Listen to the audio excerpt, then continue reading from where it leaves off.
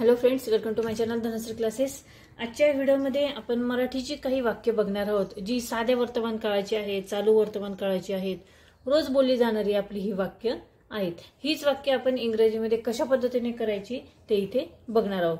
आता यातील पहिलं जे वाक्य आहे बघा, आम्ही नाश्ता करत आहोत। हे जे वाक्य आहे हे चालू वर्तमान काळाचं वाक्य आहे। म्हणजे इथे काय तर क्रिया चालू आहे, आम्ही नाश्ता करत आहोत।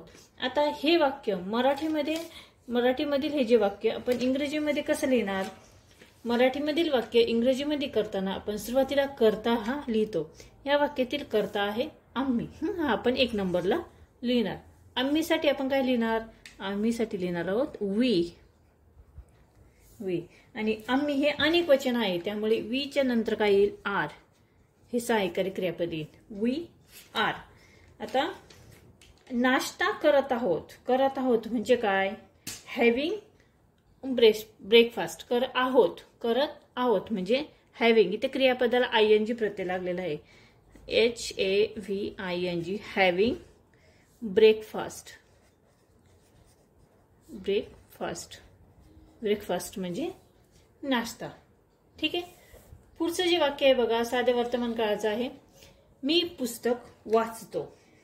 मी पुस्तक वाचतो हे वाक्य कसं लिहिणार आपण? तर मी हा काय करता आहे, करता हा पण 1 नंबरला घेणार आणि वाचतो हे क्रियापद आहे ते आपण 2 नंबरला घेणार। जे मी साठी आपण लिहिणार आहोत आय। वाचतो म्हणजे काय? Read, READ, I read. काय वाचतो? तर पुस्तक वाचतो। पुस्तक म्हणजे अ बुक। कशा पद्धतीने लिहिणार बघा, आय रीड अ बुक। पुढचं वाक्य आहे, तो आंबा खातो। या वाक्यातील कर्ता आहे तो साठी आपण लिहिणार आहोत ही। ठीक आहे। आणि खातो हे काय झालं? क्रियापद झालं। खाण्याची क्रिया काय आहे इथे? म्हणजे ही ईट। काय खातोय? मँगो म्हणजे अ मँगो। आंबा म्हणजे मँगो। ठीक आहे। नेक्स्ट आहे, तो पेपर कापतो।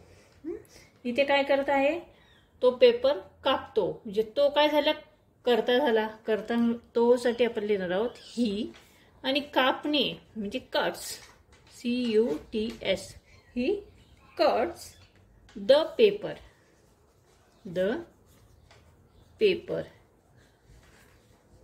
ठीक आहे, लक्षात आलं? नेक्स्ट बघूया, तो शेतात काम करतो। तो शेतात काम करतो। इथे तो काय आहे? करता आहे। तो साठी लिहिणार आहोत ही। काम करतो, काम करणे म्हणजे काय? Work, WORK। आणि काम करतो म्हणजे works, he works in the field. शेतात काम करतो। शेत म्हणजे काय? फील्ड। शेतामध्ये म्हणजे इन द फील्ड, FIELD। ठीक आहे। त्यानंतर लास्ट बघूया आपण इथे, तो शाळेला जात आहे। आता हे जे वाक्य आहे हे चालू वर्तमान काळाचं वाक्य आहे। ठीक आहे। तो शाळेला जात आहे। तो काय झाला?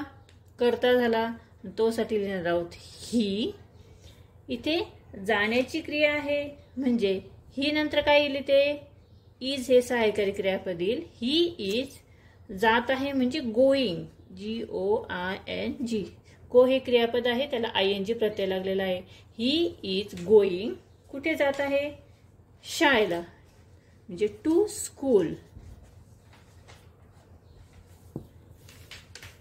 ठीक आहे। अशा पद्धतीने आपण इथे काही साध्या वर्तमान काळाची आणि चालू वर्तमान काळाची नेहमी बोलली जाणारी ही जी वाक्य आहे ती इथे बघितलेली आहेत। आय होप ती तुम्हाला नक्की समजली असतील।